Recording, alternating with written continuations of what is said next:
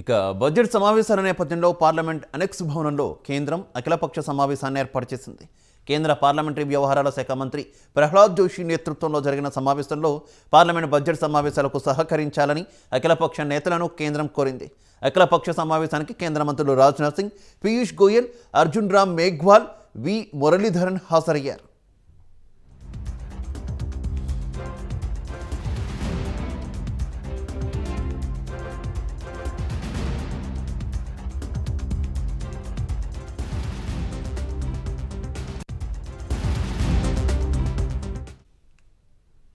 ఈ సమావేశానికి తెలుగు రాష్ట్రాల నుంచి బీఆర్ఎస్, వైసీపీ, టీడీపీ పార్లమెంటరీ పక్ష నేతలు హాజరయ్యారు.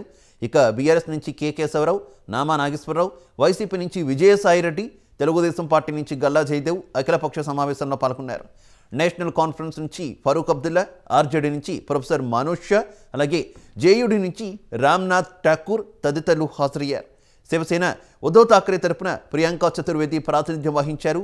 కాంగ్రెస్ నాయకులు సమావేశానికి గైర్హాజరయ్యారు. అయితే ప్రభుత్వ వర్గాల ప్రకారం మల్లికార్జున ఖర్గే, అధీర్ రంజన్ చౌదరి ఇద్దరు భారత్ జోడో యాత్ర ముగింపు సభ కారణంగా హాజరు కాలేదని తెలుస్తోంది.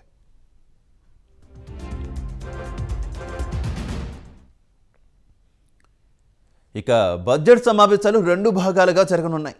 పార్లమెంట్ ఉభయ సభలను ఉద్దేశించి రాష్ట్రపతి ద్రౌపది ముర్ము చేసిన ప్రసంగంతో సెషన్ ప్రారంభమవుతుంది. రాష్ట్రపతి ప్రసంగం అనంతరం ఆర్థిక సర్వేను ప్రవేశపెట్టనున్నారు. ఆర్థిక మంత్రి నిర్మలా సీతారామన్ ఫిబ్రవరి 1న కేంద్ర బడ్జెట్ను సమర్పించనున్నారు. కేంద్ర బడ్జెట్ 2023-24 లోక్సభ ఎన్నికలకు ముందు చివరి పూర్తి బడ్జెట్ కావచ్చు. మొదటి భాగం జనవరి 31 నుంచి ఫిబ్రవరి 13 వరకు జరగనుంది.